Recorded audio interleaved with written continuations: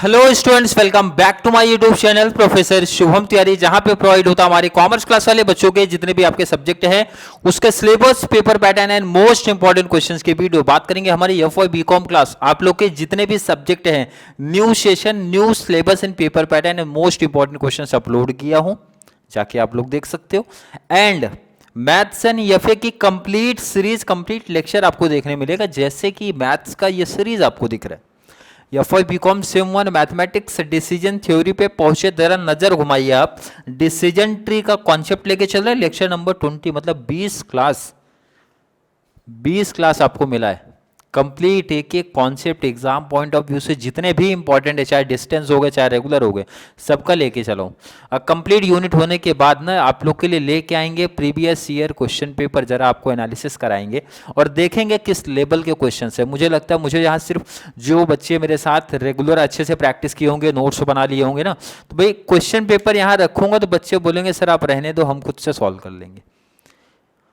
Guarantee है, बता रहा हूं, जो बच्चों ने सिस्टम से क्लास को फॉलो किया होगा भाई, प्रॉपर, मैंने बोला था भाई कोचिंग क्लास की जरूरत नहीं है। कॉलेज में अगर आपके बहुत अच्छे क्लास नहीं हुए हैं या फिर भाई एब्सेंट हो गए होगे जॉब की वजह से या कुछ भी रीजन की वजह से, तो complete maths and FA key benefits complete मिलने वाले हैं। और मैंने बताया था कि एग्जाम में बैठने से पहले थोड़ा कॉन्फिडेंस लेवल भी आना चाहिए। तो कैसे आएगा, मैंने बताया था, मैथ्स का सेपरेट एक नोट्स बना लो भाई, जैसे आप कॉलेज या क्लास जहाँ भी बनाते हो वैसे ही, और ये एफए का एक प्रिपेयर कर लो, मेरे साथ प्रैक्टिस कर लो, बाद में प्रीवियस ईयर का क्वेश्चन पेपर कर लेना, टॉपिक क्लोज। क्लियर है? आई होप बच्चों का concept clear.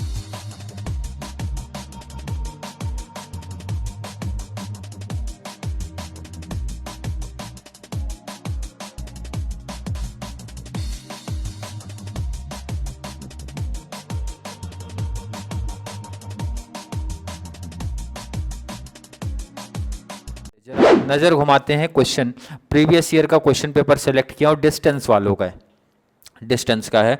Draw a decision tree and answer which action should be followed for the following. Pattern of the data, action देके रखा है, स्टेट ऑफ नेचर देके रखा है, प्रोबेबिलिटी देके रखा है, कोई दिक्कत नहीं होनी चाहिए क्योंकि सिंपल सा कॉन्सेप्ट हम समझ चुके हैं कि भाई ये डायग्राम कैसे बनता है, डिसीजन ट्री कैसे बनता है। दो चीजें पूछ रहे, पहले तो पूछ रहे कि भाई आप डिसीजन ट्री जरा बताइए, तो क्वेश्चन को करते हैं थोड़ा शॉर्ट, इतने बड़े क्वेश्चन की कोई रिक्वायरमेंट ही नहीं है। तो मैंने बोला क्वेश्चन को चलो और शॉर्ट्स कर दो, जरा मैं इसको लगाता हूं साइड। मैं आपसे पूछ रहा हूं कितने कोर्स ऑफ एक्शन आपको दिख रहे हैं, तो कोई भी बच्चा बोलेगा सर A1 A2 2 दिख रहा है ना हमें, कितने दिख रहे हैं? 2। तो पहले आप यहां पे लिखो, देखो ना मिडल में लिख दो A, लिख दिया। चलो जरा इसको अच्छे से एक बॉक्स में रख दो, अच्छा भी दिखना चाहिए प्रेजेंटेशन हमारा, अच्छा दिख रहा है कि नहीं। कितने कोर्स ऑफ एक्शन में आपसे पूछ रहा हूं, आप बोलोगे सर 2, मैंने बोला कोई दिक्कत नहीं है, आपको भाई 2 है तो 2 एरो कर दो। 3 कोर्स ऑफ एक्शन रहेंगे तो 3 कर देना, 4 रहेगा 4 कर देना, 5 रहेगा 5 कर देना। लाइन ही तो खींचना है भाई जिस साइड आपको रहेगा, और लाइन इक्वल खींचना। मेरा थोड़ा छोटा बड़ा आई थिंक शायद ही दिख रहा है, तो अच्छा दिखना चाहिए, प्रेजेंटेशन अच्छा दिखना चाहिए। क्लियर है कि नहीं? कितने कोर्स ऑफ एक्शन, आप खुद से बोल रहे हो सर A1 है A2 है, मैं नहीं बोल रहा, आप क्वेश्चन को देख के बोल रहे हो कि A1 A2, बिल्कुल सही जवाब आपका। A1 A2 बॉक्स में फिर से रखो, मस्त थोड़ा सा बॉक्स वगैरह बनाने का ताकि नंबर थोड़ा अच्छा मिले और प्रेजेंटेशन भी दिखना चाहिए अपना थोड़ा सा। चलिए A1 A2 हो गया। मैं आप पूछ रहा हूं आपसे A1 A2 में कितने स्टेट ऑफ नेचर दिख रहे हैं? 1 2 3। तो आपको करना क्या है, एक तो एक इधर भी, 2 तो 2 इधर भी, तीसरा इधर तो तीसरा इधर भी। सर हमेशा स्टेट ऑफ नेचर 3 ही होने वाला है क्या? नहीं, ऐसा कुछ कंपलसरी लॉजिक नहीं है, जितने होंगे बस आपको ये चीज ध्यान रखना भाई, जितने चीजें बढ़ेंगी चाहे कोर्स ऑफ एक्शन में बढ़ जाए या फिर स्टेट ऑफ नेचर में, उतना एरो उधर पे बढ़ा देना। अगर कोर्स ऑफ एक्शन में बढ़ेगा तो इधर एरो बढ़ेगा, अगर स्टेट ऑफ नेचर में बढ़ा तो इधर एरो बढ़ेगा। बस ये कॉन्सेप्ट ध्यान में होना चाहिए। मैं अगर आपसे पूछूं भाई ये क्या है, स्टेट ऑफ नेचर 1 है 2 है 3 है, कोई दिक्कत? 1 2 का 3, 1 2 का 3। क्लियर है कि नहीं? कोई डाउट, कोई दिक्कत है? मैं चलो अगली बात करते हैं। सर प्रोबेबिलिटी कितनी दी है? तो देखो ना सामने ही तो दिख रहा है, S1 कितना है 0.35, S2 कितना दिख रहा है 0.45, S3 कितना दिख रहा है 0.20। किसी बच्चे को ये भी दिक्कत नहीं होनी चाहिए सर कैसे आया है, जरा सा कलर चेंज करके इसको दिखा देता हूँ, यहाँ पे ऐसा लिख दो, क्लियर है कि नहीं, हाईलाइट भी हो रहा है ना जरा। चलिए बात करते सेम, इधर भी तो लिखोगे, S1 का कितना है 0.35, S2 का कितना 0.45, S3 का कितना 0.20। इनको भी जरा हाईलाइट करिए आप, थोड़े अच्छे दिखने चाहिए। वैसे तो मैथ्स में अच्छा दिखाने का कोई नंबर तो मिलता नहीं है, बट फिर भी प्रेजेंटेशन मैटर करता है कि नहीं, एक अच्छा स्कोर दिखना चाहिए। एग्जामिनर को पेपर देखते टाइम समझ में आना चाहिए कि देखो कितने अच्छे तरीके से प्रेजेंट किया है। जरा इनकी वैल्यू पुटअप करिए, ध्यान रखना A1 का 100 350 minus A1 state of nature ऐसे चलेंगे, तो ये आपका ध्यान रखना 100 A1 का S1 मैच कर लो ना, इधर पे A1 S1 इधर दिख रहा है। आगे बात करेंगे 350, तो ये हो गया 350, नेक्स्ट आपका -100, तो -100। चलो A2 में शिफ्ट हो जाओ, A2 में आपका ये 450 है, लिख दो 450, नेक्स्ट आपका 50 है, लिख दो 50, लास्ट आपका 150, लिख दो 150। अगर मैं पूछूं किसी बच्चों को थोड़ा सा भी कोई डाउट, कोई दिक्कत, कोई प्रॉब्लम, कोई कन्फ्यूजन लग रही है इसमें, आई होप नहीं लग रही होगी, लग रही है तो ऐड कर दो, कोई दिक्कत नहीं भाई, बोरिंग यहाँ पे नहीं होने वाला हूँ मैं, जितनी क्लास आप बोलोगे उतनी क्लासेस आपको देने वाला हूँ, जब तक बच्चे सेटिस्फाई नहीं हो जाए कि हाँ सर कॉन्सेप्ट क्लियर हो गया। भाई कॉन्सेप्ट क्लियर है, आगे बढ़ जाओ। देखो डिसीजन ट्री का कॉन्सेप्ट तो हमारा क्लियर हो गया, यहाँ पे मतलब हाफ मार्क्स मिल गया, लेकिन आगे पूछा था बेस्ट डिसीजन भी बता दो क्या है, कोई दिक्कत नहीं है। बेस्ट डिसीजन देखो कितने प्यार से बताने वाले हैं। फॉर A1, पहला तो कोर्स ऑफ एक्शन A1 दिख रहा है, और यहाँ मैं लिख देता हूँ फॉर A2। दो ही कोर्स ऑफ एक्शन हमारे हैं, तो दो कोर्स ऑफ एक्शन की बातें जरा कर लेते हैं, क्या क्या डिटेल्स है। कलर चेंज करते हैं भाई, एक ही कलर से बोर हो गया हूं मैं। A1 A2 की जरा बातें कर ले, देखो ना कितना सिंपल है भाई। प्रोबेबिलिटी 0.35, मैंने बोला मल्टीप्लाई कर दो, भाई उसकी वैल्यू कितनी थी, आप बोल रहे हो सर 100 है, कोई दिक्कत नहीं, प्लस कर दो। प्रोबेबिलिटी मल्टीप्लाई उसकी वैल्यू, तो आगे शिफ्ट हो ना, 0.45 सेकेंड की प्रोबेबिलिटी मल्टीप्लाई उसकी वैल्यू जो था 350 था, कोई दिक्कत नहीं, कोई प्रॉब्लम नहीं, प्लस कर दो। थर्ड आपका 0.20, यहां थोड़ा ध्यान रखना कि ये जो वैल्यू दिया है ये जरा माइनस में दिया, कोई दिक्कत नहीं, माइनस में तो माइनस में लिखना, और ध्यान रखना ब्रैकेट में लिख कर देना, क्लियर है कि नहीं। चलो मैं बोलो A2 के लिए यही काम आप कर सकते हो, कर देते हैं। 0.35 मल्टीप्लाई कर दो 450, प्लस कर दो 0.45,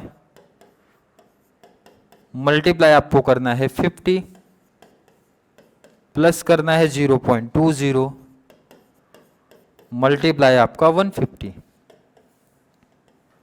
किसी बच्चे को इसमें डाउट ही नहीं होना चाहिए। अब आगे काम आपके कैल्सी का है, तो जरा कैल्सी यहां से उठाते हैं।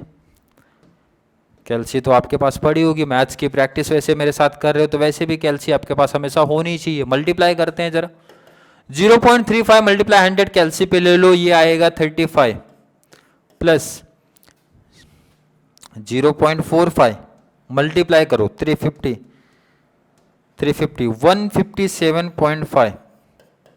आई होप हर एक बच्चे का यही आया होगा। माइनस, ध्यान रखना ये माइनस में तो माइनस लिखना, 0.20 मल्टीप्लाई 100 कर दो, तो ये आपका आंसर आएगा 20, यही आना भी चाहिए। चलो प्लस माइनस कर लेते हैं जरा, कितना आ रहा है बताइए। 35 प्लस 157.5 कितना हो गया टोटल आपका 192.5। आई होप हर एक बच्चे का यही आया होगा, क्लियर है कि नहीं। 192.5 माइनस 20 कितना आया 172.5, यही सब बच्चों का आना चाहिए। चलो जरा इनको हाईलाइट कर दो।